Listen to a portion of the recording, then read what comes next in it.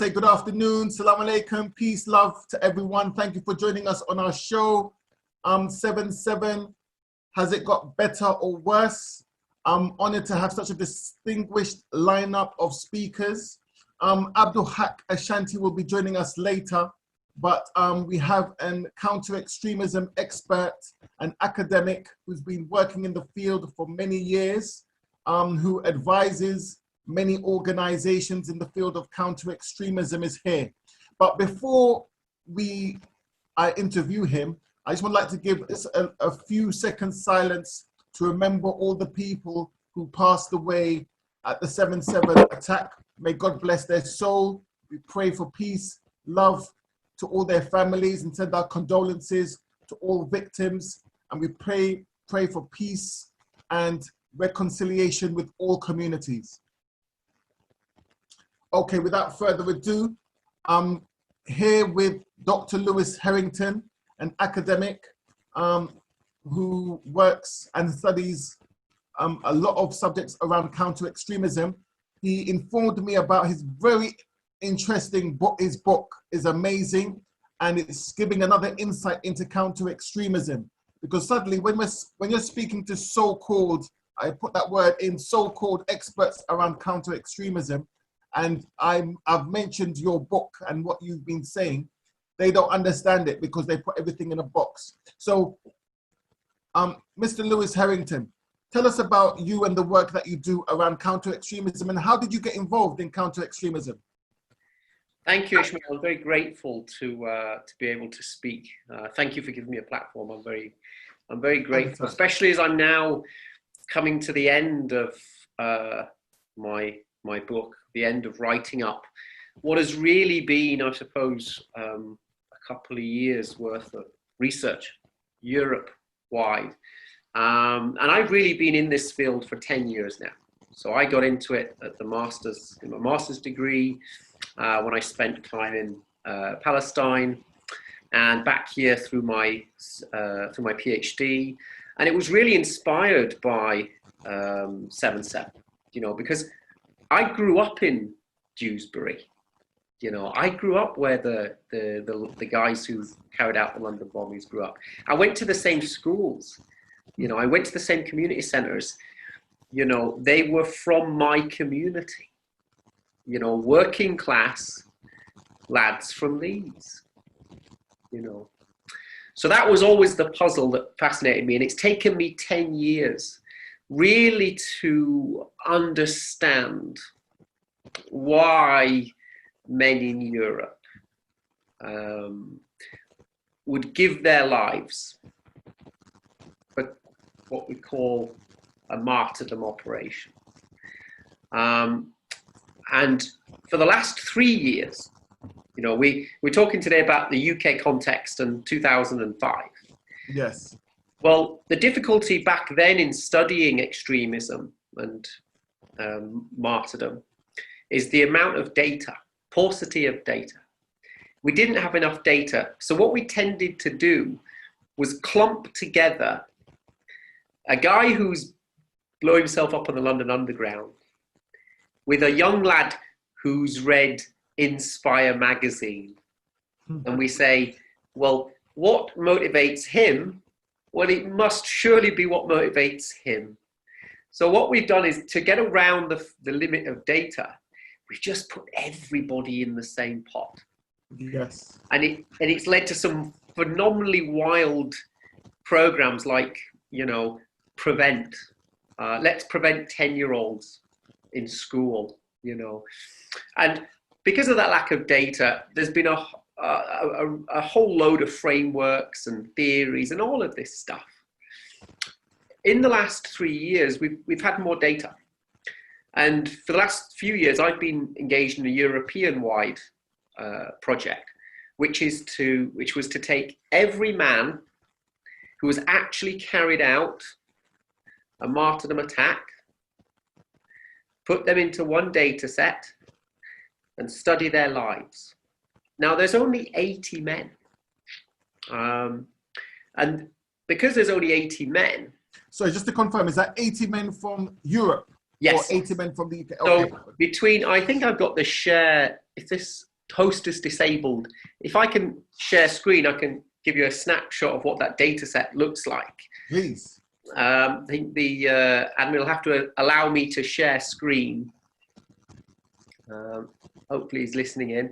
For the last 20 years, there's only been 80 men. I've got this now. I can share this. Here we go. Right. Can you see what I see? Yes. This is all of the men. We've got London Bridge, Madrid, Paris, Shoe Bomber, Stockholm, Tours, Westminster, Wurzburg, Champs-Élysées, Anspach.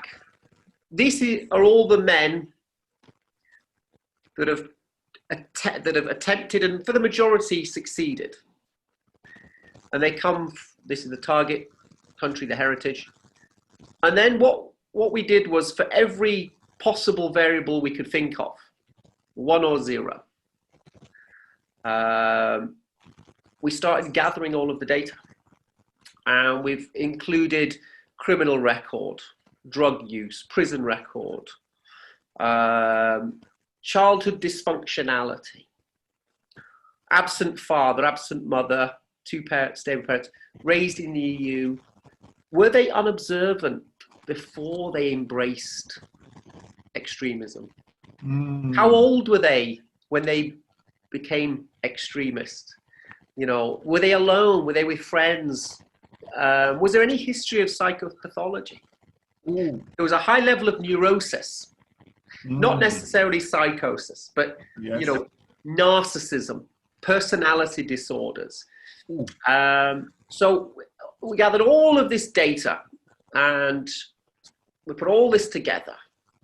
And this is good because this is for the first time data-driven theorizing, not, you know, oh, I know that I saw, you know, 2 people, you know, very anecdotal, very small group. No, we've looked at the whole of Europe and there's only 3 variables that stand out. I've drawn you see a picture. We've got a set of martyrs. Yes. Set of extremists. Okay. And then a control group. Okay.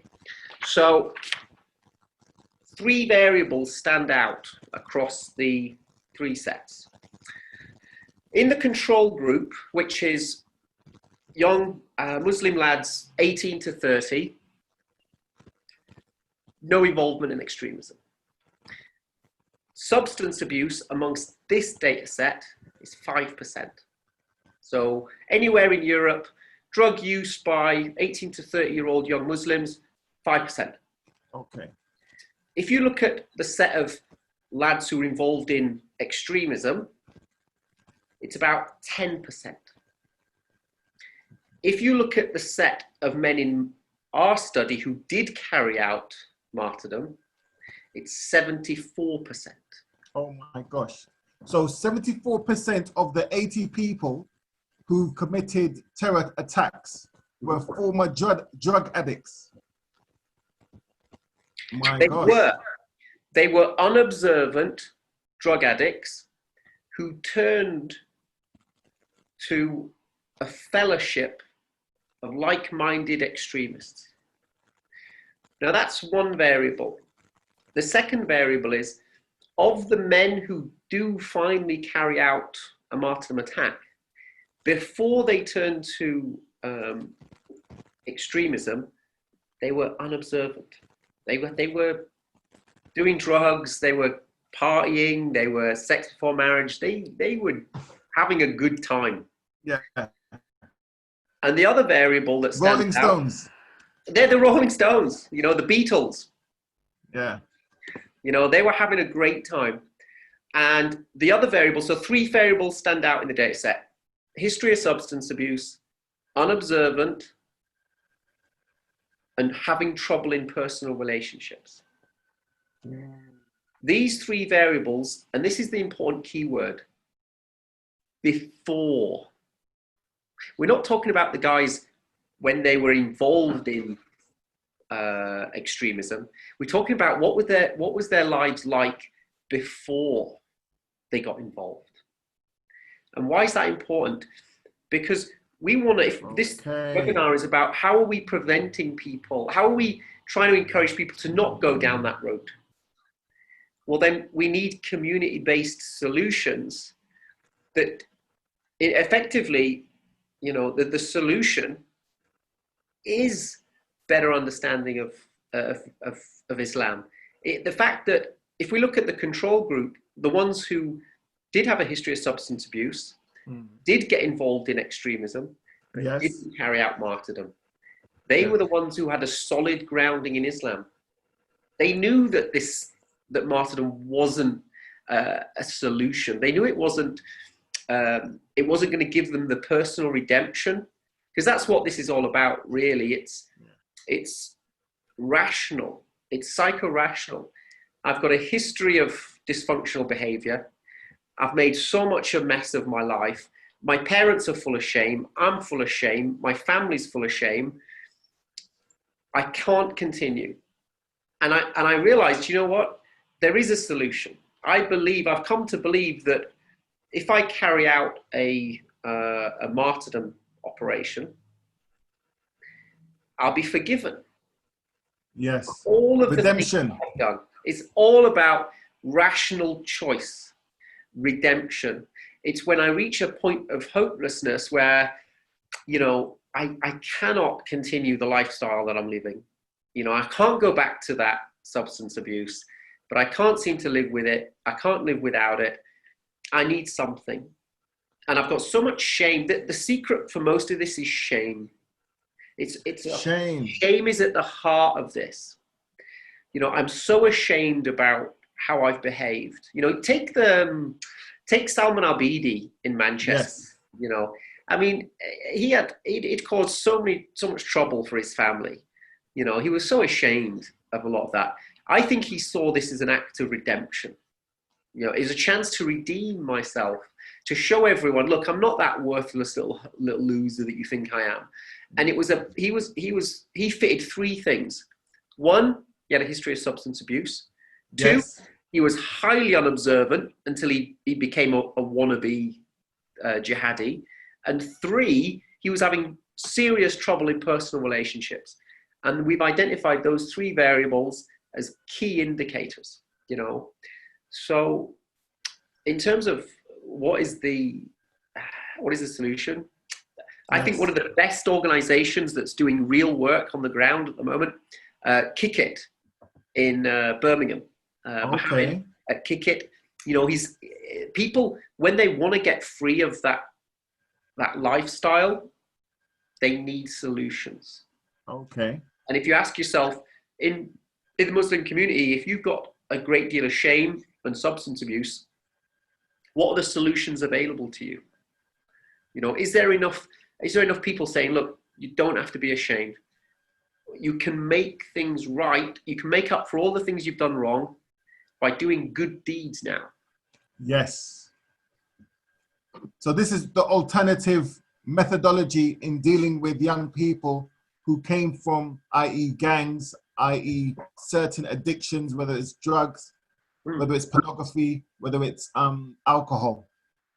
So we need to emphasize the shame. So you're saying shame is the main root of the problem? I'm saying shame is the root cause of martyrdom. I'm saying for Europe, I'm saying, and I want to be specific because people are going to say he's trying to generalize for the whole world.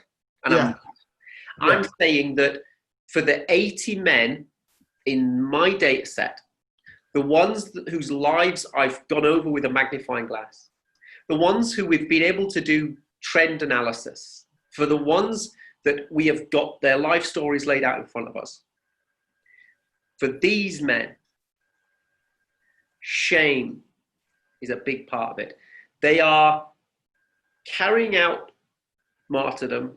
They're killing others to kill themselves, because the whole process is what gives them, I've got it here, but the benefits strongly outweigh the costs. If you work for God, and let's be clear as well, an important distinction that people they keep failing to make this distinction. Spirituality and religion are not synonymous. If I am a martyr, I am not dying for Islam, and I am not dying for Muhammad. I'm not dying for what it says in the Quran. If I'm carrying out martyrdom, I'm doing it for God. And if I work for God, it's absolutely rational, because I'm not interested in earthly rewards. I'm focused on clearing up the wreckage of my past. And that's got so much shame to do with it. I've got so much shame about how I've behaved. I've got shame because of how I've behaved in my community. I'm ashamed because of what my family think about me. I'm ashamed because in most cases, my relationships haven't worked out. Yes. It's the shame that creates the feeling of hopelessness. I cannot see a time when my life's going to be any better. So it fits. And just asking, sorry to interrupt. As a man who's from academia, and I'm trying to say this as respectfully as possible. Oh, it's good. And I'm not saying this because you're here. With the exception of you, most people I've met in academia,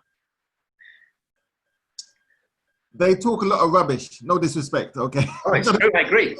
I know my admin might not like me saying that, but I'm going to keep it real. Sorry, that's just me. When, in your opinion, as a man of academia, and your research I respect highly, it's one of the best I've ever seen, okay? How do you rate other academic work on extremist radicalization that you see in the forefront, that so-called government, legislators, policymakers are using as proof and evidence to carry out certain issues? The third chapter, the chapter that I just finished, the chapter I'm working on now is about epistemologies and methodologies. And God bless them, the government can only work with what's been put out there. Yeah. The leading experts, Peter Newman, Mark Sageman, they are working on the data that's available. If I look at my data set for all 80 men, I would say that 60 of them, the checking is, they come after 2014. Okay. So if you look at a lot of the models that are out there, the NYPD's model, that's about 10 years old. We've got models for why people become extremist, right? And there's hundreds of people who become extremist. Yeah. Being an extremist does not mean I'm going to carry out a terrorist attack. We've confused what it means to be an extremist with what it means to be a martyr. There's a very big difference between me saying, yeah, I'm an extremist, I'll go fight in Syria. Why not? And there's a difference between that and me saying, do you know what? I think I'm just going to go and do a terrorist attack in London. I don't care. I'm not bothered about going to Syria.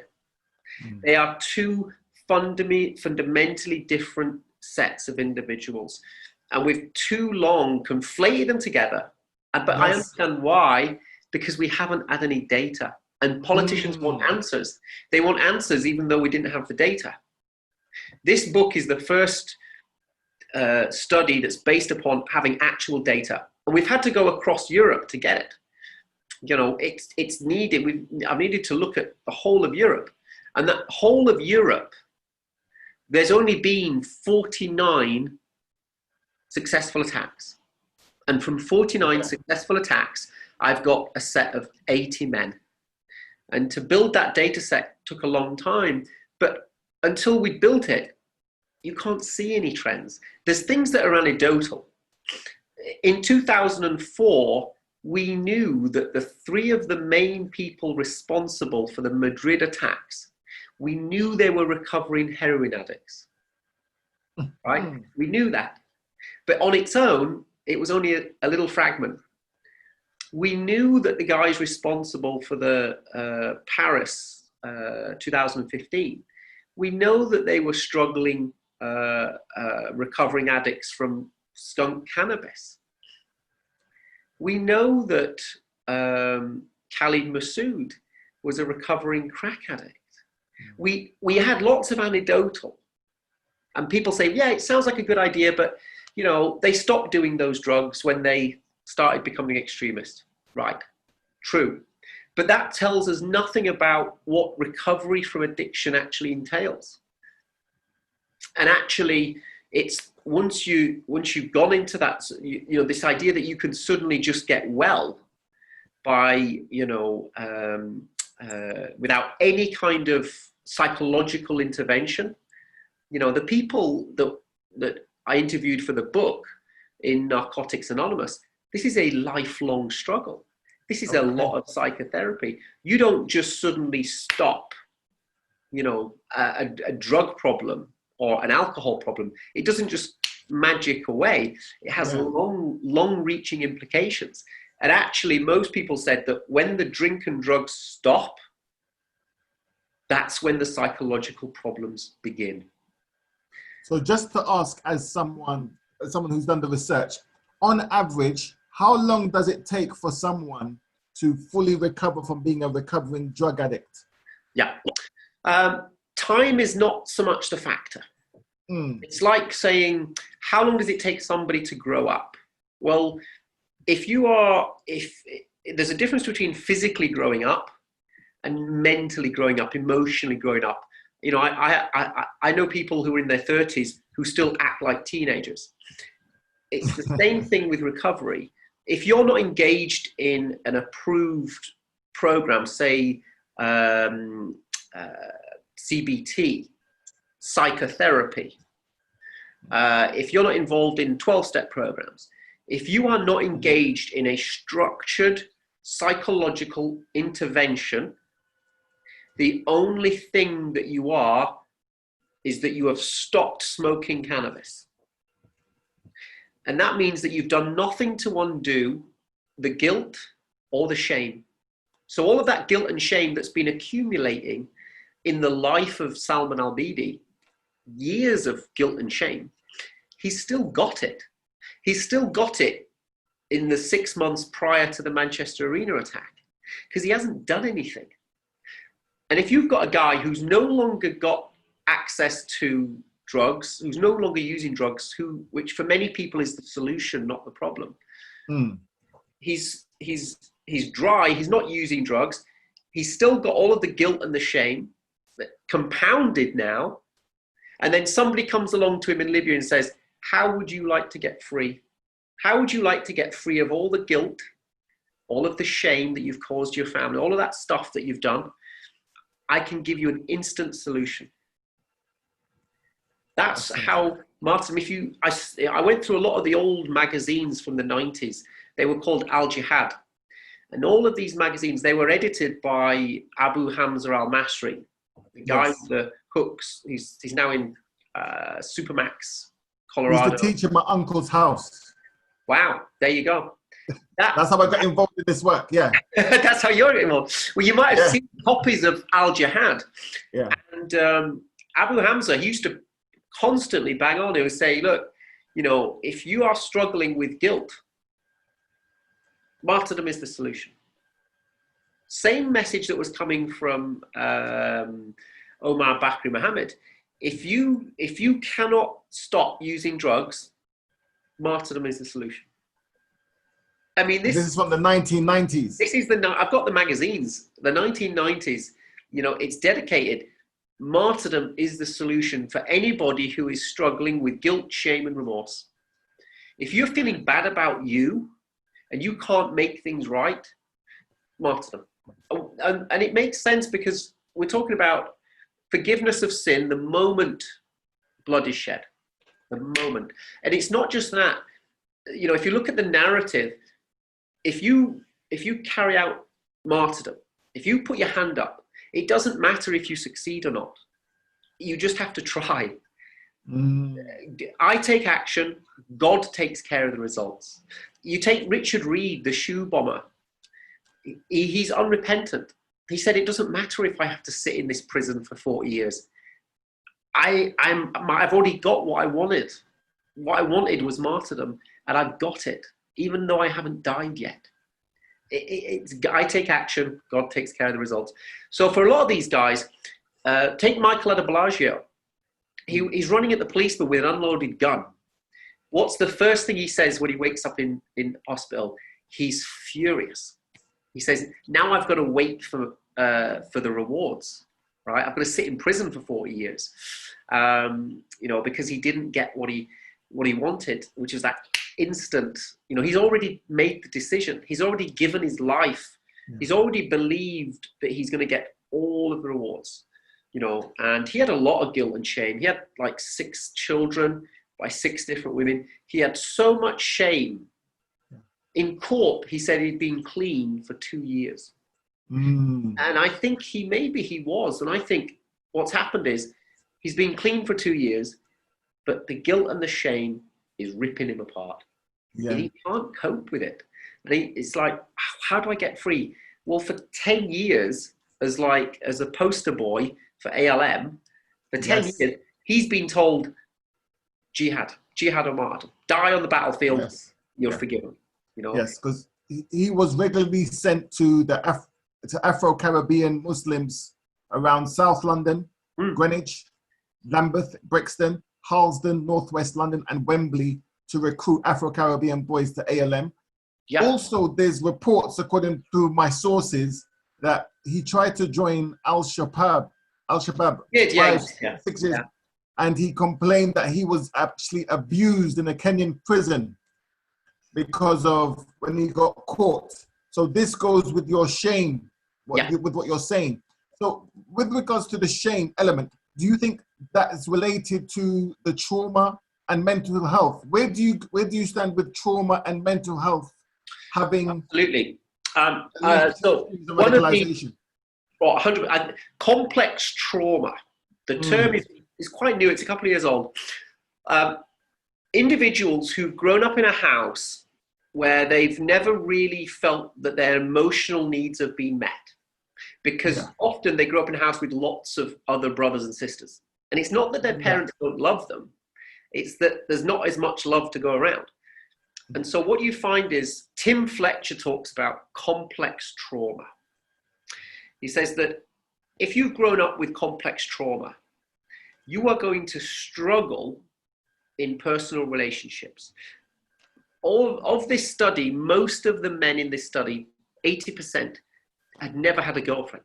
Or they'd never had any serious kind of relationship.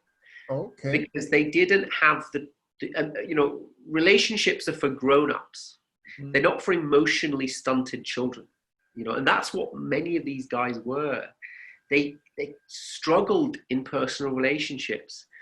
They were disconnected from their family. Take a good example, 21/7, the failed London bombers. When we talk about 7/7, what about 21/7? Oh, 2 or 3 weeks afterwards. I remember that one. Yeah, two weeks afterwards, the leader, Mukhtar Saeed Ibrahim, okay? I mean, he is a classic case of struggled with personal relationships, could not stop smoking weed, ended up trying to rob his friends and family to get money to pay for his weed addiction. Then he finds himself in Feltham, young offenders, right? And suddenly he's given, he has this sort of spiritual awakening, right? And he has I can't remember exactly, but he finds that instead of being addicted to drugs, you can get addicted to jihad, right? Yes. It's just as exciting, right? Yeah. And he becomes obsessed. He just swaps one drug for another. And he's like, this is great. I'm going to go off and fight jihad in wherever. But he can't quite do it because he's dysfunctional. This is a guy that can't, barely tie his shoelaces. So he really struggles to actually fulfill what he wants to do. So he's got cripplingly low self-esteem, but he's got this sky-high ego. And he's very much, recruits other people who are very, you look at the characters around 21, these are individuals who, bless them, they've struggled in childhood. They've struggled in personal relationships. They've struggled with their emotional nature. This identity, this martyr identity, it's the first time that they've started to feel they belong to something. And when we talk about solutions, you know, if you want to empower people, if people are struggling with substance abuse, there's better solutions. And one of the things that we did find in the studies across Europe, and this is important, 12-step fellowships do not feature very prevalently. I mean, they're huge in terms of recovery from substance abuse, and they're tiny when it comes to and I think that the reason is shame. If my son's going to Alcoholics Anonymous, he's going to bring shame on the family. He's going to bring shame on the community. Can't tell the local doctor because he knows the family. So I'm not even going to get a referral to AA. I'm not going to get a referral to NA. My God, our son is a drug addict. Can you imagine the shame in the community? Outcast. Again, what's the driving motivation? Shame. We got to start talking about the reality, which is more, and this is since 2000, more young Muslim lads are doing drugs. Yes. What was that? Drugs, you know, we cannot pretend that it's not happening. And instead of compounding their shame, because it's the shame that's driving them to it, instead of compounding that shame, it's time to say, you know what we need in this community? We need Narcotics Anonymous. We need Alcoholics Anonymous. We need to stop pretending that we don't need these wild solutions, because we do. Because you know what? An alternative to Alcoholics Anonymous? Al-Mujirun. You know what is an alternative to Narcotics Anonymous? Al-Mujirun, right?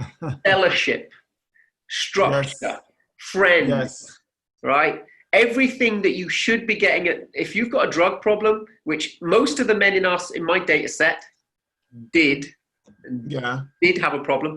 If you've got a drug problem and you need the solution and you're not allowed to go to Narcotics Anonymous, or you don't want to go to NA because you're afraid of shame, you know, ALM offers you the alternative.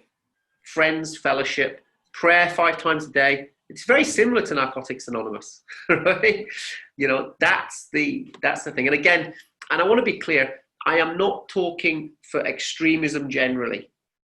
I am I'm interested specifically in the men in my study, and I can only speak for that.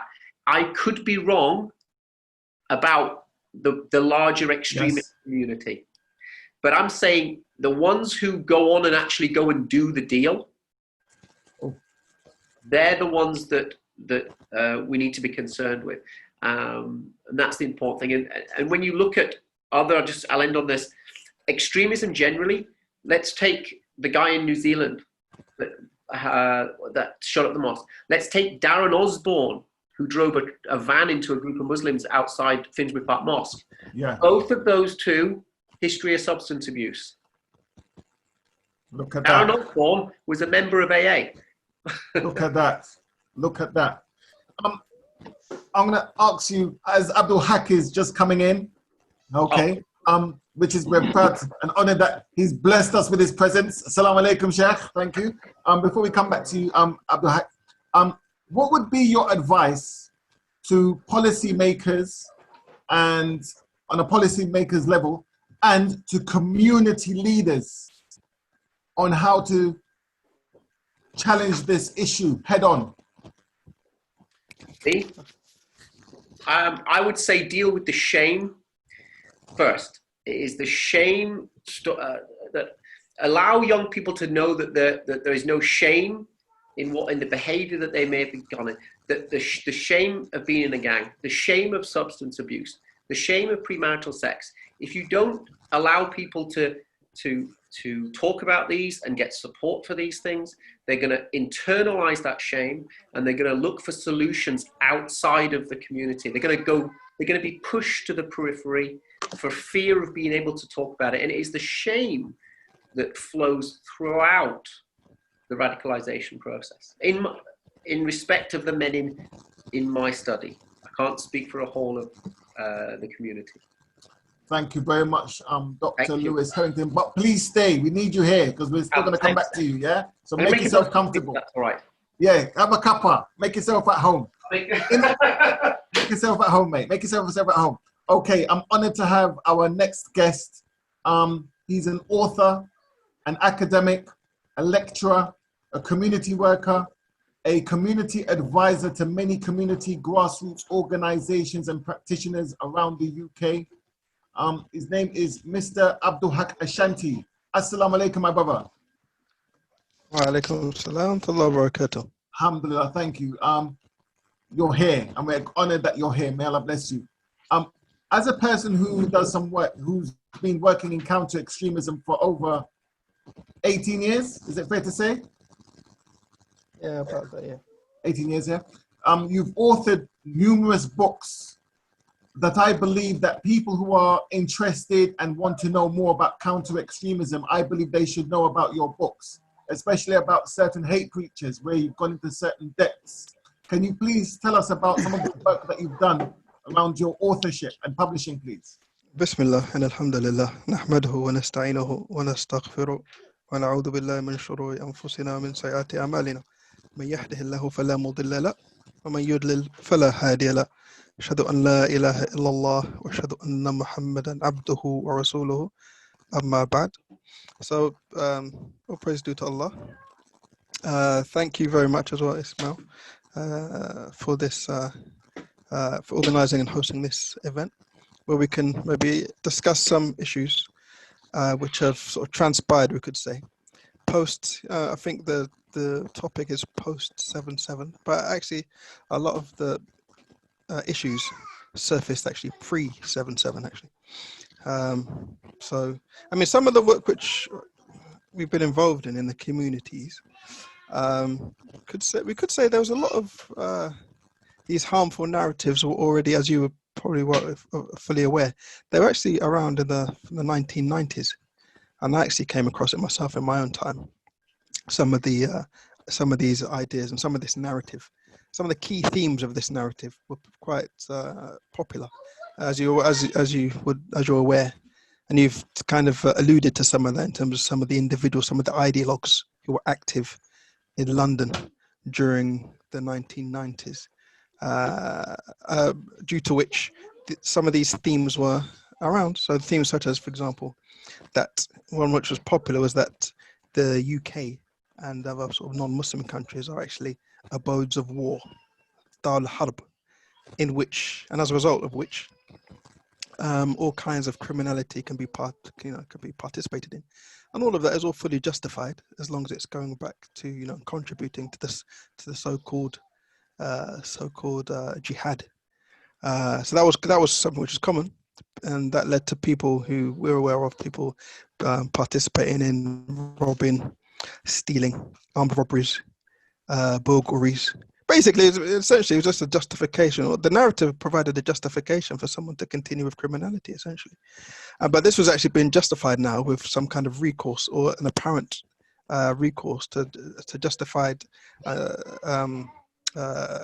justified actions via contorting Islamic texts. You see what I'm saying? So this was something which was very common. Sometimes people were making reference to some stories which they thought would give them sanction for their actions, or they were misconstruing some verses from the Quran and some statements, hadith from the Prophet Muhammad sallallahu alaihi wasallam. So these things were common. So that's just one aspect. The whole notion is al-hab. Then there's also the notion of but there's an emphasis on Muslim countries and the governmental structure of Muslim countries. That in fact there was a narrative of, actually those countries are not actually Muslim countries, and as a result of that, this also would justify, participation in other kind of nefarious activities, either to topple those governments or to cause some kind of destabilization, wherein those kind of systems were removed. Why?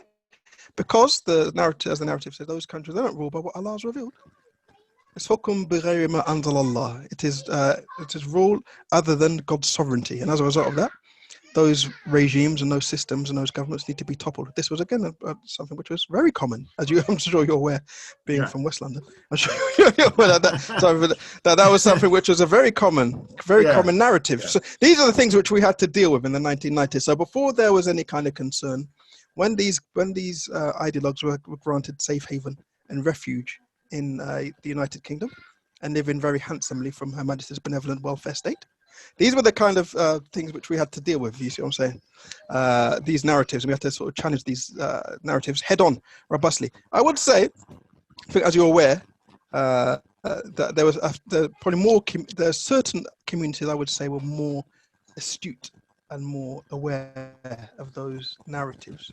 You see what I'm saying? Especially communities in sort of Brixton, Birmingham, and Luton, who sort of who are more sort of who adhere to the Salafi methodology.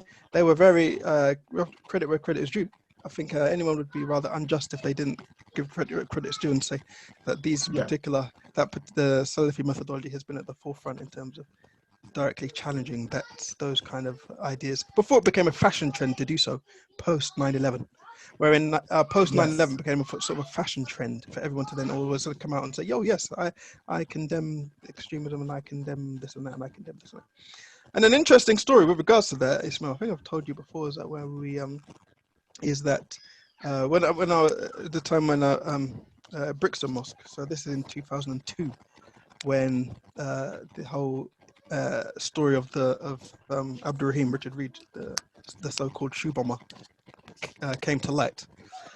When one of my colleagues at the time, Abdulhaq Baker, who was the head of the mosque at the time, when he was speaking in the media at the time about how prevalent that kind of ideology is becoming in the urban locale, this was something which was seen as kind of, this was something which was seen as being as akin to being heresy for someone to kind of talk and condemn it openly. You see what I'm saying? So this is true. This was So this was something which when Abdulhaq Baker, he had the nerve to sort of say, no, this is a narrative which we've had to deal with. We're not getting any kind of sort of support for this. We haven't got the resources to deal with all cases, non-individuals, but this is something which we have to deal with. And one of the things which Abdulhaq Baker mentioned at the time was about how pervasive this narrative is, and where violence is being justified and granted sanction. But when Abdulhaq Baker mentioned at the time in 2002 and was in the media, we received a phone call, and I heard the message myself left on the phone, and it was from a well-known Muslim organization who had the audacity to say, just keep your views to your own mosque. Don't need to sort of, broaden the issue to other mosques. Just keep the view to your own. Just keep what you're saying to your own mosque. But complete false though, because it wasn't something which was restricted to a mosque. It's something which is actually in the community in any way. But that's just a good indication of how there was this kind of total denial of any kind of problem. You see what I'm saying? Total denial, just total sort of people sort of felt more comfortable sticking their heads in the sand like an ostrich, rather than to sort of challenge this. But the issues as to why it can be challenged, maybe, and this is where it gets interesting, which is where maybe I think many communities are not familiar with the narrative, the intricacies of it, which is what I've been sort of, which is what I've been working on over the last few years, 15 years or so. And tell us about your books, please. The books that you have pertaining to this issue that some of our audience so we've authored books. 2009, we authored a book. Not just myself, as I co-authored that with a very good friend of mine, Abdurrahman Abu Amina, who's from Luton. And he's also very experienced. He's from Luton, and we wrote a book 2009 called "Critical Studies of the Multiple Identities of Al-Muhajirun," where we sort of took apart their sort of narrative and some of their ideas in detail in a published book.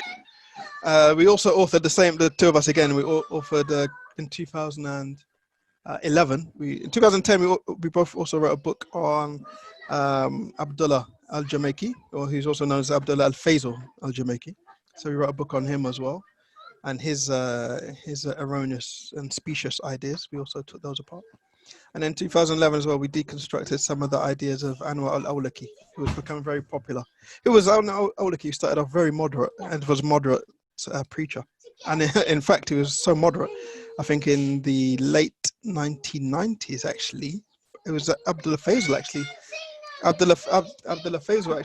actually did a lecture called CIA Islam. And this CIA Islam, who was Abdullah Faisal talking about? He's talking about Anwar al-Awlaki. So according to him at the time, he actually assumed Anwar al-Awlaki to be like a CIA spy and agent, based upon an extract which he heard from a sermon. So what it seems with Anwar al-Awlaki, unfortunately, is that he became more kind of entrenched into that narrative until it led him to become sort of full-blown. From whence he was moderate, he then became sort of full-blown sort of jihadi popularizer, you know. And he started to regurgitate some of the ideas with like we can pull evidence. This is where we were interested in. Some of the evidence that he was using to justify these things. You see what I'm saying? He was trying to justify targeting of civilians, which was really concerning. And he made reference, in that case, he made references to certain stories, which are not even hadith. They're just like sort of stories, narrations. They're not hadith from any of the found in the books of hadith. But he was like making reference to sort of stories which are not authentic. He was also starting to refer to some of the people who were linked to Al-Qaeda in the Arabian Peninsula. He was starting to use, he started to justify he did an explanation of a classical book of jihad fiqh, jihad jurisprudence. And in his explanation, he tried to even justify or grant sanction to those people who indulge in, see what I'm saying, robberies and bank robberies and armed robberies and so forth. Yeah. And all he could say about that is that should be coordinated and there should be a leader to distribute that. And he tried to give like a ruling on what category of such finance should be regarded within Islamic fiqh. You know what I'm saying? And it's totally erroneous what he's saying. So I'm saying totally disregarding any kind of notions of ethics, of ethics in terms of the jihad ethics. And disregarding all the ethics to do with, you see what I'm saying, jurisprudence. So there's some major gaps, you see what I'm saying? But unfortunately, because people had an emotional attachment to him, you see what I'm saying, like blindly followed him. Yes. It's because of what he was saying. And that's not really like how it should be, you see what I'm saying? Just to interrupt there, I was trying to explain to someone, because they might have done videos or cassettes or DVDs about a certain aspect of faith. They developed a fan base where they wouldn't take those things seriously, or they'll just accept them. But for the critics that say, hold on, El Faisal, Anwar Laki, and Mahajaroon, they're from over 10, 15 years ago.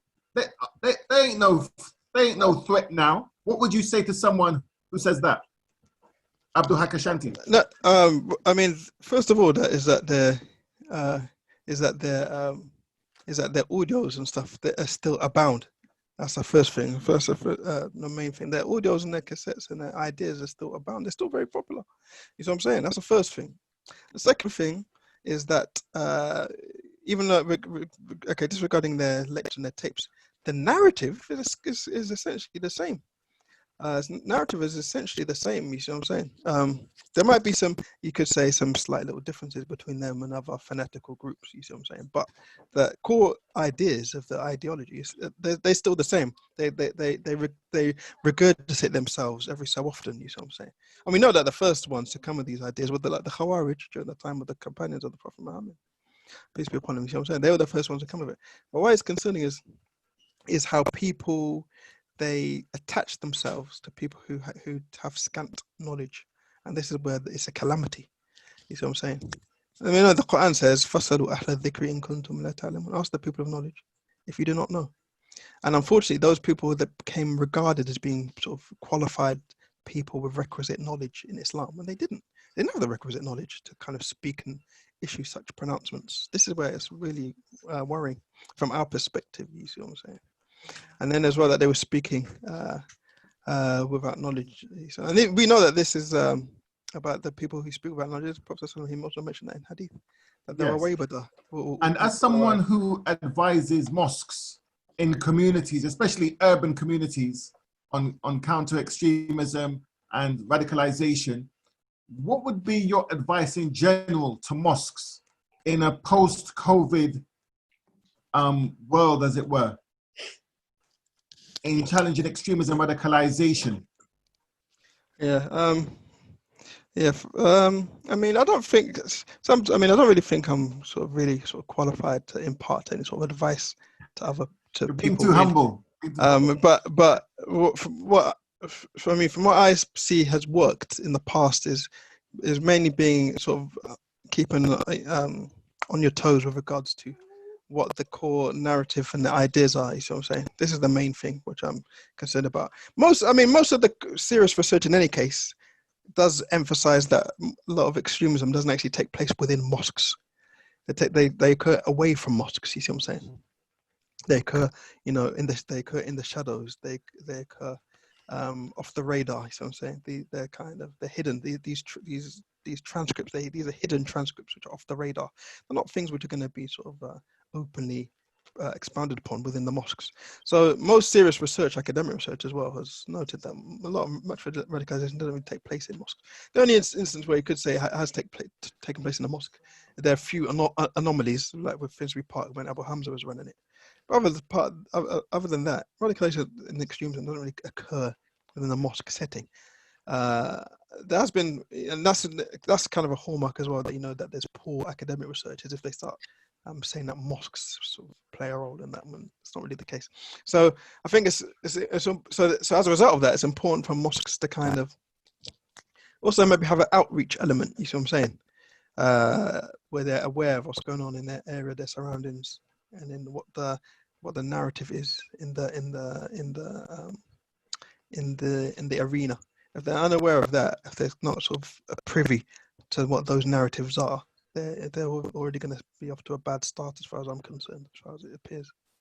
They need to be aware. And and what do you think of the role of social media, the internet, has played or is currently playing in the field of radicalization and extremism today? And do you think there should be some accountability to Google, Facebook, Twitter, Instagram, Snapchat, and so forth? Yeah, definitely there should be. I think to be honest, I think they do already have, or they assert to have something in place. I think they do have something. I know that Google have done a lot of, from what I understand, I've got some colleagues who have done work with Google. I think it was very, very scant. I don't think it was really detailed whatsoever. But there has been some stuff which I know that on paper they do assert to address these matters. But it's very scant as far as I'm concerned, as far as I can see. Okay, Dr. Lewis Herrington, what do you think about with your research, what role or how do you think social media and the internet has played? What role do you think they've played in radicalization and extremism in the past 5 to 10 years and presently in the future? Okay, so again, just want to reiterate that the headline, that in our study we had 3 groups. We had martyrs, we had non-martyr extremists, and then we had a control group of non-martyrs, non-extremists. We had 80 people in each of these data sets. It's the first controlled study of martyrdom for the whole of Europe, EU funded. One of the variables that we had on there, I'll just bring it up. If I can share screen, just a second, share screen. Let's have a look. Right, so this is the martyr data set. So these are all the men who carried out martyrdom. And if we look at radicalized alone, which was primarily made use of the internet. Let's bring that down. 21%. You can see there. So, Ooh. and it was, I think, I'd have to bring up the other, for the non-martyrs, the ones who will never go and do the deal, the ones that are armchair generals and just want to spread stuff, you know, who are disseminating loads of stuff. These individuals, I think it was because they never became martyrs, but they were involved in extremism, was about 50%. So for individuals who are involved in extremism, I just press that back. No, for individuals who are involved, it's a big thing, but you know, in that respect, you're asking, where do you draw the line on freedom of speech? You know, yes. What do you, in a world that doesn't even have a proper definition for extremism, you know, you ask 10 different experts, what does extremism mean to you? You'll get 10 different answers. And they'll all say, so I try not to spend too much of my time looking at extremism. And I focus very much on social psychology, just in respect of the men who are blowing up Manchester Arena, the men that are running around London with knives, the guy that was in Reading, who was in the park stabbing people, the guys in Paris, the guys in Brussels. And I look specifically at those individuals, because that's really, for me, where my attention needs to be. You know, there's hundreds, there's tens of thousands of extremists, right? What they're doing on the internet, they're doing on the internet. But the men who I need to be concerned about, the men that I need the security services to have under surveillance, those are the ones I'm interested in. And really, the data, and I am always trying to speak with data, because there's so much speculation and anecdotal, and I read this on YouTube and I saw this. No. What does the data say? What can you quantify with data? 20%. And I think the main case was probably the two guys who killed the priest. They'd been connected through, I think, Telegram. But the truth was, these two lads were already up for an attack anyway. If they hadn't have been, you know, if they hadn't have come together and carried out the attack there, they would have done something like the guy in Reading anyway. When we talk about situational factors are only relevant in terms of whether there's going to be a group of individuals carrying out an attack, or whether it's going to be a lone actor. You know, if I look back at the data set, you know, actually, mostly for the last 20 years, of the men that have carried out the deal, who've done the deal, who've crossed the line, no question, the majority of these men are lone actors. Okay, the ones that are involved in cells tends to be situational. It tends to be when they've got the opportunity and they're surrounded by like-minded individuals, they'll form a cell. 21/7 was just a group of, you know, these guys on their own probably would have done something. It was situational, it was circumstances that brought them together. So in terms of going forward, what role will the internet play? Any strategy that tries to prevent people from discovering knowledge is flawed. You know, Hitler's been dead 70 years. Karl Marx, over 100. This is an ideology, and ideas will always flow. What needs to be challenged is when somebody feels like they're looking for a solution to the shame that they've accumulated. And if they're not allowed to find that solution in their local community, which is the first place they look for it, if they cannot find a solution in their local community, they will look for it outside that community. They will look at the periphery of that community. They needs to be, you know, and online, we can use the online as a way of allowing people to find solutions to often personal problems. You know, I'm having trouble in personal relationships. I'm having trouble with my emotional nature. You know, I'm having trouble with substance abuse. I'm having trouble with criminality. These are the solutions that need to be there when they're needed. And if those solutions aren't there, if the discussion around those problems remains taboo, these individuals are always going to look for something else. It's easy to run away to Syria. It's a lot harder to stay home, be a stand-up guy and say, you know what? I have terrorized this community. I need to make restitution. I need to make amends, and I need to do it right here. And I need the people in the community to be saying, if you do this, you will be free of the shame. You don't need that catch-all martyrdom operation to get free of shame. You can get free of shame right here. And that's why, for me, mosques, you asked the other guest, what should mosques be doing? Mosques should be inviting Narcotics Anonymous, Alcoholics Anonymous. They should be inviting these organizations. They should be inviting organizations like Kick It in Birmingham. They should be inviting them to come and host in the mosque, so that from day one, people can say, you know what? The solution is here. Because the solution is not religion alone. And it's not, it's about, it's about fellowship. It's about friendship. It's about structured program. Everything you get in ALM, you can get it right there in Narcotics Anonymous, right there in community-based projects. It's the community where you need to stay and not run away from. There are also mental health issues as well. Absolutely. Yeah. Which, what is the biggest connection between mental health and terrorism? Substance abuse. What is the biggest problem? What is the biggest byproduct of cannabis use? We see it constantly. Anybody who smoked cannabis for a few years, suddenly they develop mental health problems. Didn't have them beforehand. Now they've got them. What's the, you talk about, I talked to some lads in Leicester, and they said the lads had run out after Friday prayers and they go and smoke weed in the car park.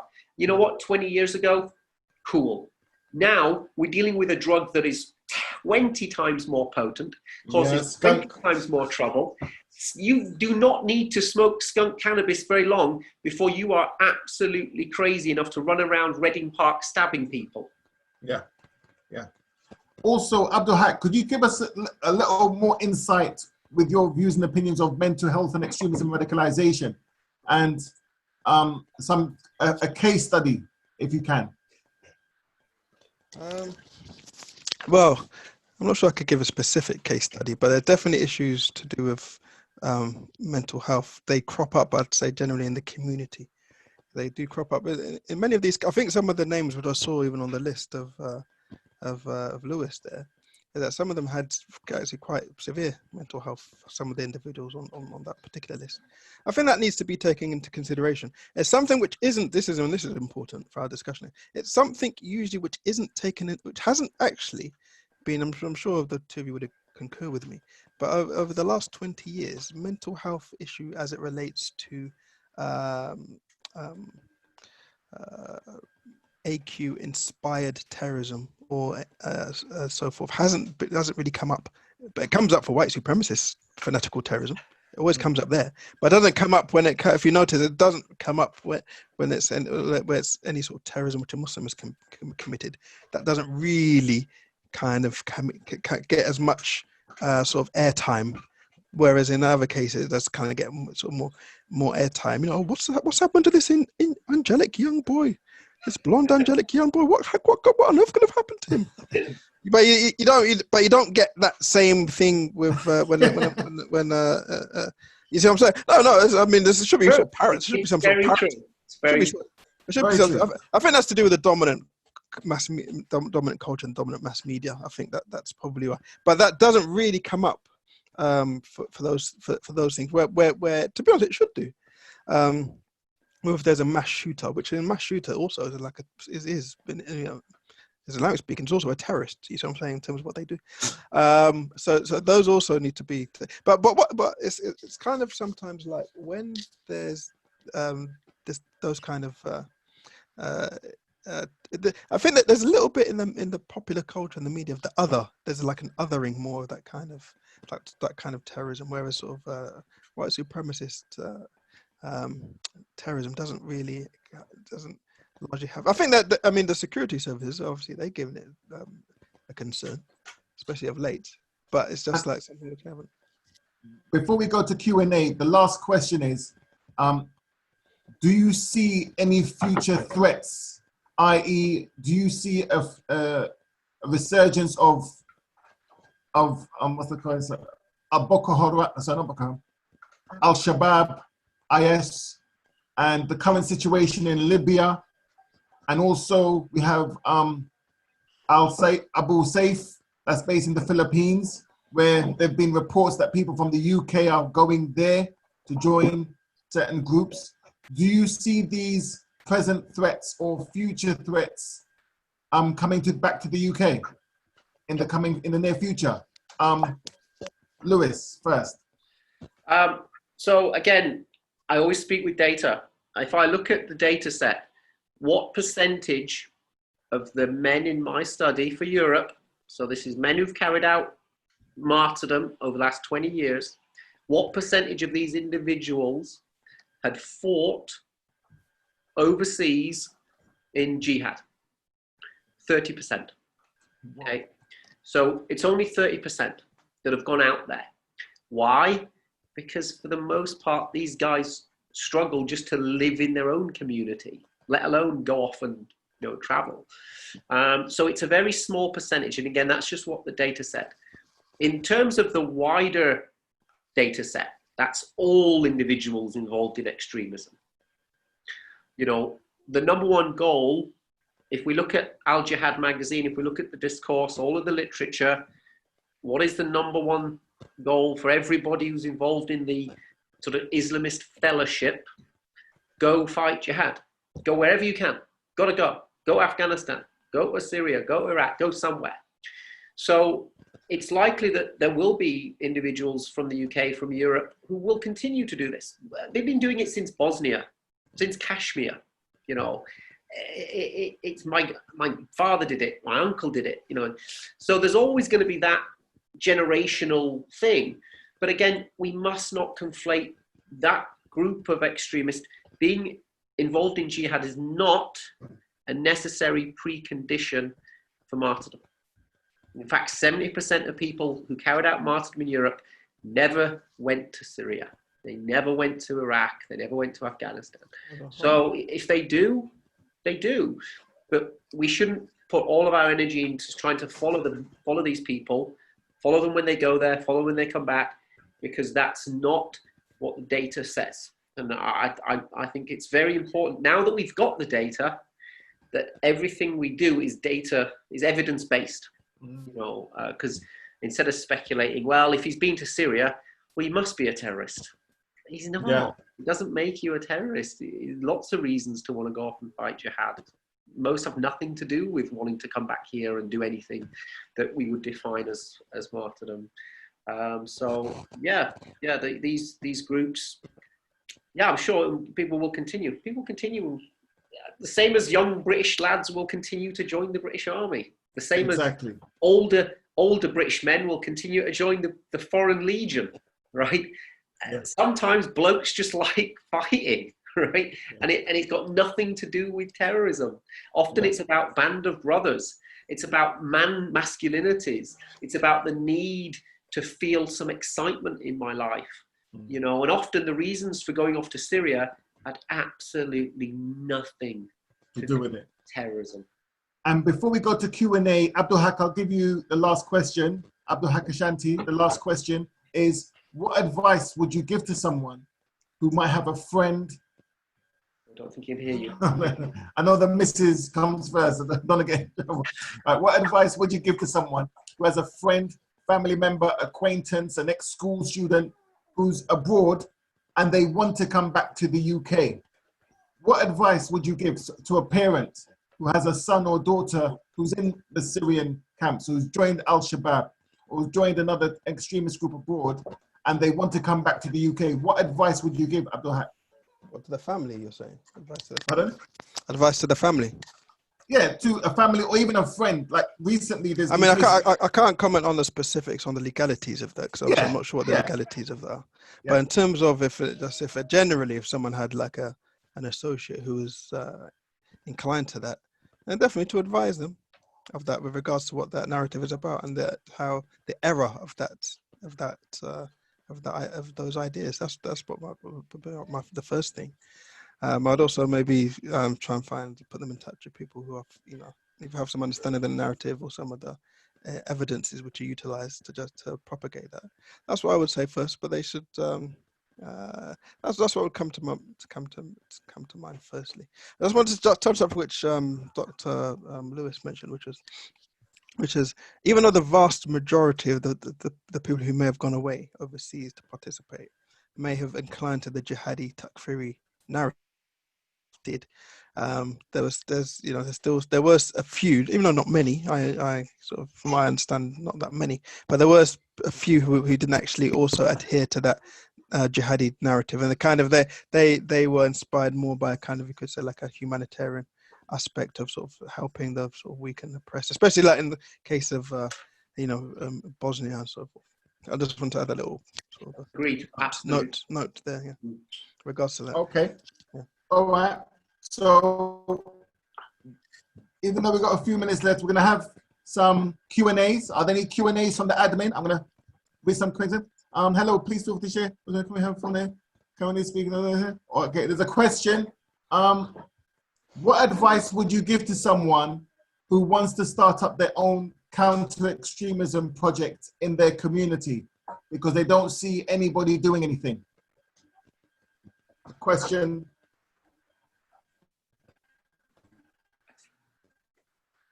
From Yasmin. Again, I think this is, ontological question, which is, for me, communism is extreme. If you want to, where do you, without a real definition of extremism, you could argue that capitalism is pretty extreme. It hurts poor people quite a lot, right? I really don't think, and it's necessary for us to separate martyrdom terrorism from being somebody who believes that Western capitalism is not necessarily the right way. People who believe, I think communism is a good thing. I think socialism is a good thing. I think living under Sharia might be a good thing. Trying to shut down these debates is ridiculous because there's the evidence that in being involved in these debates creates martyrdom is nonsense. Maybe 1% of ALM ever carried out terrorism. So I'm always going to suggest, why don't you empower your community to talk about politics? You call it extremism if you want. I call it a debate. Get people in, let them talk about stuff that they want to talk about. When you shut it down, you put it underground, you put it on the periphery, you make it attractive to people who wouldn't necessarily be attracted to it to begin with. So open the floor is what I say. Don't try and shut down extremism. Yeah, you basically answered the second question, which I'll just read out anyway, because the sister, how do we take practical steps and find real solutions to help empower communities in a practical way? Dr. Lewis Herrington just gave his answer. I thought that was the question. Sorry. No. I'm just. This is the second question, but you've answered it. And the first question. So I'll just ask Abdulhaq Al-Ashanti. What's your answer to that one? Yeah, I think first there should be. I think that those certain. See, first of all, it depends if the community, if there's particular people in a community who's showing an interest in the topic, they should try to find out those people who have been sort of within the community on the grassroots, active in sort of working in that field, and then those people kind of have to work together, maybe to in a sort of co-production ethos, in order to, that could be maybe people with more experience coming in, delivering workshops and so forth. And that's some stuff which we used to do. We used to do a lot of workshops and that kind of thing. So workshops on the issue where, we did a lot of sort of workshops and presentations where we broke down some of the ideas which some of these individuals used to preach, which became popular in the community. So that's what I would say. First of all, to reach out to those people who have sort of some familiarity with it first, and then all the other sort of stuff after that would has to be done locally in terms of linking up with councils, local councils, and that kind of thing. You see what I'm saying? And see what projects the councils are doing, and see how local statutory authorities can help with that as well. Okay, thank you very much for both of you for your great contribution. I'm very honored. And any leaving words before we depart? Any leaving words, Dr. Lewis Herrington? Tell us, when will your book come up? When will your book be coming up? I need to buy it. I'm halfway through the fourth and final chapter. I've just dealt with methodologies, you know, and that's been an epistemologies, which has been a tough part. But the book consists of what, who, how, and why. And the title of the book is Understanding Martyrdom in Europe.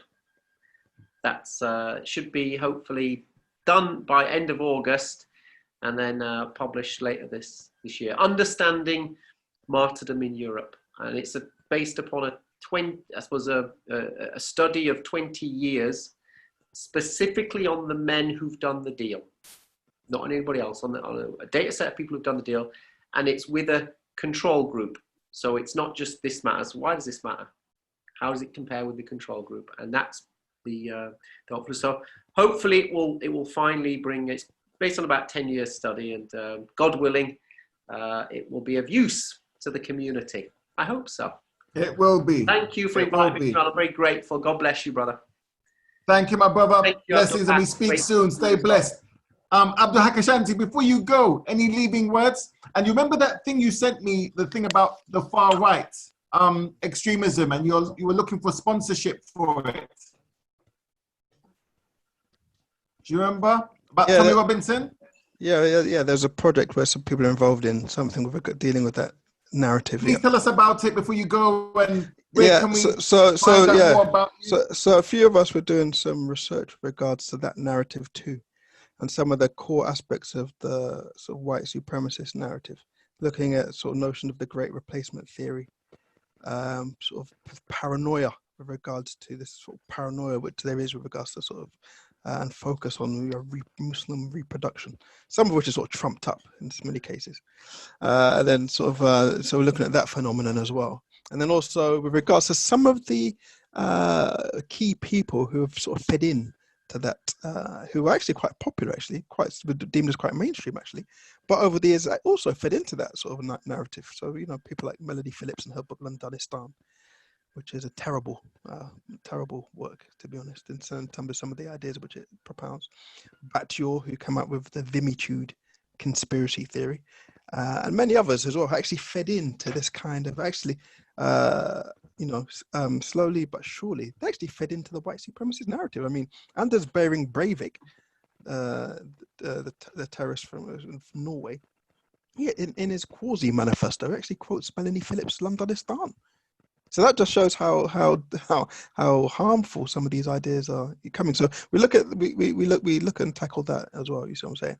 And also notions with regards to why there's a sort of focus, why everyone had their eye on the ball for the last couple of decades or the last 15 years per se, onto what Muslims were doing, all the while, unbeknown to them, it was also sort of bubbling in communities. In sort of poor white communities in different conurbations in the UK as well. I mean, like there's stories such as like the people sort of having like an arms cache in their garage. These kind of things are what some of these white supremacists were doing in the UK. So, but that wasn't also getting minimal attention in the media. So these kind of things as well does show that there's also a concern on that front as well. People plotting and planning to blow up mosques and these kind of things. So yeah, we have to. There has to be parity. You know, we have to be equal opportunities employers. While we condemn the extremism, and the one thing which can't be said is that we haven't sort of said anything with regards to the Muslim community, because we've been doing that in terms of individuals who have surfaced within the community, the ideologues. We've been at the forefront of that, but we're also going to condemn the white supremacist terrorists and fanatics as well, who have been bubbling underneath the radar with minimal attention. Okay, thank you very much to Dr. Lewis Herrington and my dear friend Abdulhaq Al-Ashanti, and thank you very much to everyone who came, and we hope you enjoyed it. We hope we all learned, hope we all benefited. Until next time, Salam alaikum, peace, blessings, goodbye, love, have a nice day, take care, bye-bye. Take care, bye-bye. Take care. Stay blessed. Bye-bye. Stay blessed.